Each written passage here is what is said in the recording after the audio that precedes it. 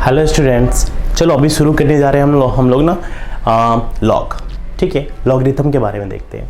उससे पहले ना सबसे पहले अपन बात कर रहे हैं एक्सपोनेंशियल फंक्शन के बारे में। ठीक है, एक्सपोनेंशियल फंक्शन के बारे में। एक्सपोनेंशियल फंक्शन क्या होता है ना, वो देखिए।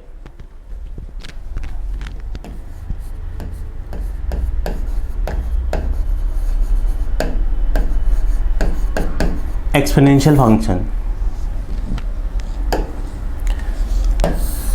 देखो, एक्सपोनेंशियल फंक्शन क्या होता है। एक्सपोनेंशियल फंक्शन वो फंक्शन होता है ना, जैसे एक्सपोनेंट का मतलब क्या होता है, आप इसको ऐसे समझो। जैसे मैं बोलूं 2 raised to power x, ये हमारा एक एक्सपोनेंशियल फंक्शन हो जाएगा। फिर मैं बोलता हूं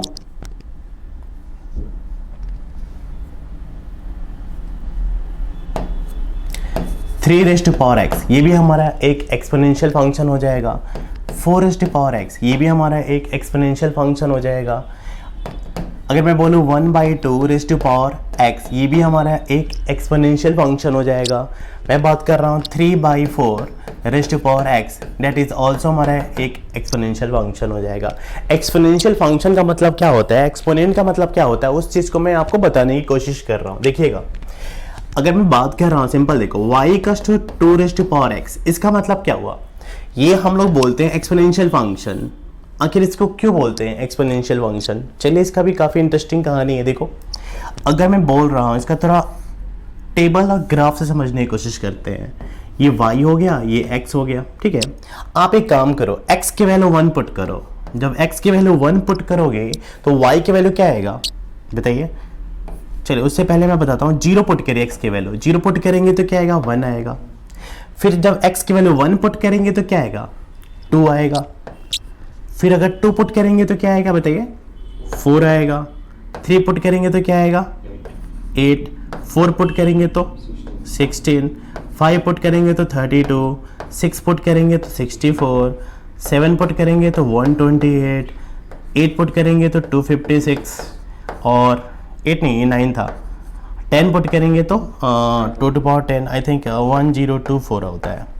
ये वाली वैल्यू आती है 512। 9 पे 512 आएगा, 9 पे 512 आएगा, और 10 पे ना 1024 आएगा। ठीक है, देखो इस चीज़ को समझने की कोशिश करते हैं, देखना कैसे होगा। इसको ग्राफ से हम लोग मैं समझाने की कोशिश कर रहा हूँ।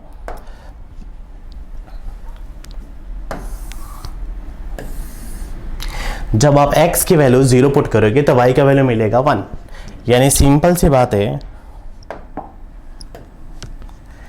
0 यहाँ होगा तो 1 ये वाला पॉइंट होगा। देखिए ज़रा, 0,1। ठीक है, पहला पॉइंट ये वाला होगा। दूसरा, जब x की वैल्यू 1 पुट करोगे आप तो y का वैल्यू क्या मिलेगा, 2, ये वाला पॉइंट मिलेगा। फिर जब 2 पुट करेंगे तो क्या आएगा, 4 आएगा। तो 2 पुट करेंगे तो 4 कुछ यहाँ आएगा, ये वाला पॉइंट होगा, ये वाला पॉइंट होगा। Okay, all right. जब 3 पुट करेंगे तो क्या आएगा, 8 आएगा। 3 पुट करेंगे तो 8 आएगा। फिर 4 पुट करेंगे 16 आएगा। 5 पुट करेंगे, ऐसे अगर बढ़ते जाओगे आप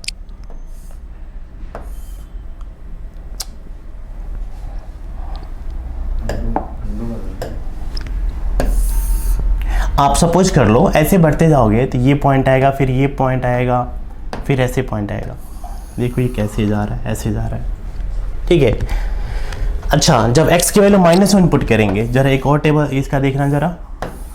हम बात कर रहे हैं x, ये पुट कर रहे हैं y। जब आप -1 पुट करोगे तो क्या आएगा, 1/2। -2 पुट करोगे तो क्या आएगा, 1/4। -3 पुट करेंगे तो क्या आएगा, 1/8। अच्छा, ऐसे आप बढ़ते जाओ। -10 पुट करोगे तो क्या आएगा, 1/1024। ऐसे आप बढ़ते जाओगे, ये भी कम होता जाएगा। इसका मतलब समझने की कोशिश करते हैं। जब आप x की वैल्यू -1 यहाँ पुट करने की कोशिश करेंगे तो क्या आएगा, वैल्यू क्या आएगा, ये 1 है तो क्या आएगा, हाफ ये वाला पॉइंट आ जाएगा, है ना।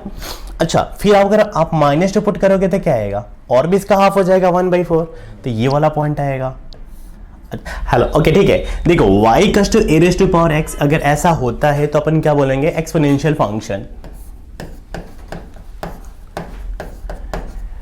ठीक है। अब ये क्यों होता है, कैसे होता है, सारी कहानी बता दी। ठीक है, आप, मैं यकीन से बोल सकता हूँ, आप कहीं भी उठा के देख लो, जो मैंने लॉजिक दिया ना वो कहीं आपको नहीं मिलने वाला है। क्यों? ये खुद से मैंने डेवलप किया है। कोई भी बुक उठा के देख लो, 11th का कोई भी बुक उठा के देख लो, नहीं मिलेगा कि पॉजिटिव ही क्यों होता है, 1 क्यों नहीं होता है, नेगेटिव क्यों नहीं होनी चाहिए। कोई भी टॉपिक ले लो, है ना। मिटता क्यों नहीं है भाई, ये यहां से मिटेगा। ओके देखो, अब ये मैं बात कर रहा हूं, जैसे मान लो मैं बोलूं एक्सपोनेंशियल फंक्शन का, आपको मालूम है एक्सपोनेंशियल फंक्शन आने से ना रिवॉल्यूशन आ गया पूरी दुनिया में, क्रांति आ गई। ऐसा क्यों बोल रहा हूं? जो भी आप सॉफ्टवेयर देखते हो ना, कोई भी उसके एल्गोरिथम में ना इसका बहुत बड़ा इंपॉर्टेंट है। अगर ये नहीं आता ना तो आप कंपाउंड इंटरेस्ट निकालना नहीं सीख पाते, मतलब कैलकुलेटर तो डेवलप ही नहीं हो पाता। इसके आने की वजह से लॉग आया तो पीएच वाई स्केल आया। उसके आने से क्या आया कि लोगों को स्वाद, मतलब कोई भी टेस्टिंग होने लगा, स्वेलिंग टेस्टिंग होने लग गया, मतलब बहुत सारा चीज़ें आ गया। कैलकुलेशन बहुत टफ, कैलकुलेशन बहुत इजी वे में हो गया। मैं आपको बताता हूँ कैसे आया। अब देखो, मैं बात करूँ ना,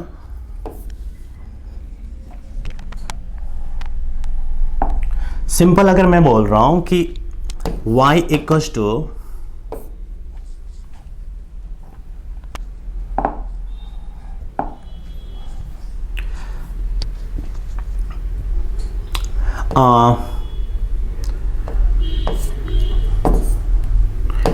to raise to power x equals to 16, इसको सॉल्व करना है। आप बहुत इजी वे में सॉल्व कर दोगे। 2 raise to power x equals to 2 raise to power 4, base equal है तो क्या बोलोगे आप, x इक्वल्स टू 4। ठीक है, बोलोगे ना। अगर मैं वही बात बोलूँ कि सिंपल में बोलता हूँ 5.4 raise to power x equals to 1739, x की वैल्यू निकालो। देखो कुछ ना कुछ तो वैल्यू निकल ही रहा होगा ना, कुछ ना कुछ तो वैल्यू निकल ही रहा होगा ना। कैलकुलेशन तो ऐसा आता ही होगा।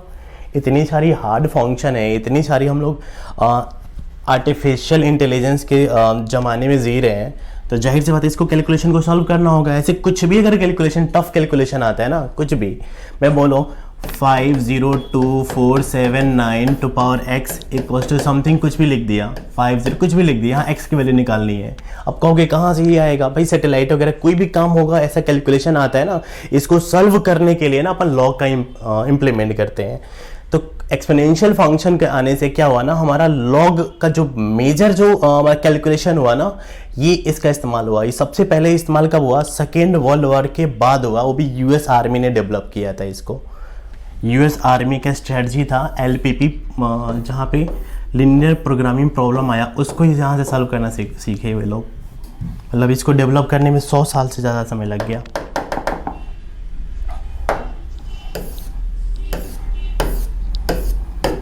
थोड़ा उलझन हो रही है इसको।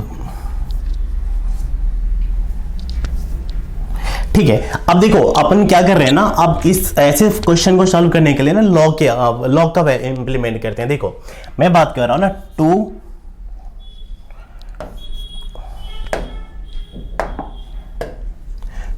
2 रेज़ टू पावर 16। अब सिंपल यहां पे सॉल्व कैसे किए थे हम लोग,